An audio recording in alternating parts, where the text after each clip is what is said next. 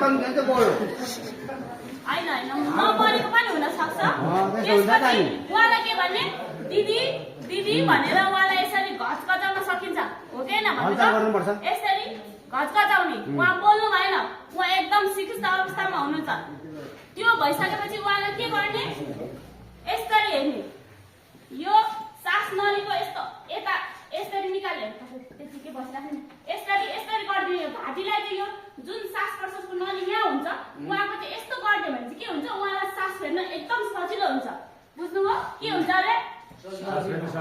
एकदम सबैले सुन्नु भएको छ नि तपाईहरुले देख्नु भएको छ नि हेर्नु न आउनु आउनु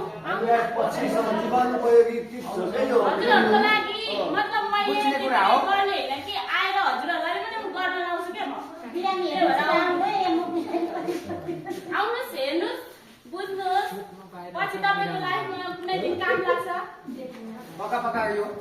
यो सास मार्गलाई खोलिदिने अनि खोलिदिएपछि के गर्ने यस्तरी हेर्ने यहाँबाट के यो सास खुलेको छ कि छैन भनेर यहाँबाट हेरेर थाहा पाइन्छ नाकबाट सास गएको छ कि छैन भनेर सुनेर थाहा पाइन्छ अनि यसरी हेरिसकेपछि उहाँले केही पनि हलचल गर्नु भएको छैन उहाँको केही पनि छैन भने सम्झिने तपाईँ पल्स हेर्ने पल्स हेर्दा कहाँ हेर्नुहुन्छ कहाँ छाम्नुहुन्छ अरू ठाउँ चाहिँ कहाँ छाम्नुहुन्छ त नाडीमा छाम्न सक्नुहुन्छ घाँटीमा छाम्न सक्नुहुन्छ नसामा हाम्रो के हुन्छ पल्स रेट गइरहेको हुन्छ त्योभन्दा सजिलोको लागि चाहिँ हामी यहाँ छाम्छौँ है यहाँनिर छामिसकेपछि उहाँको पल्स रेट छ कि छैन उहाँ चाहिँ जिउँदो हुनुहुन्छ कि मरेको हुनुहुन्छ कि उहाँको चाहिँ के छ अवस्था भनेर अलिकति बुझ्न पनि सकिन्छ है यस्तो गर्ने यहाँ गरिसकेपछि उहाँको छ भने ठिकै छ छैन भने पनि ठिकै छ उहाँ चाहिँ बियोस अनकन्सियस अवस्थामा हुनुहुन्छ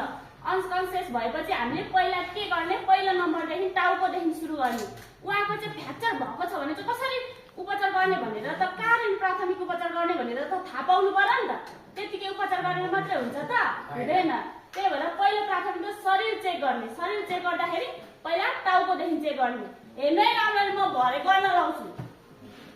यहाँबाट यसरी यहाँ हेर्नु अब यहाँ अप्ठ्यारो ठाउँ भयो म यसरी नै देखाउँछु है बिस्तारै फेरि बिरामी अवसर पर्न सक्छ धेरै हल्लाउनु यस्तो गर्ने यस्तो गरेर यस्तो हेर्दाखेरि यहाँ ब्लड छ त छैन नि उहाँको त्यो भित्रको केही कुराहरू पनि छैन इन्जुरी ओपन इन्जुरी छैन केही पनि छैन दुईजना एकजना मान्छे साइडमा राख्न सक्नु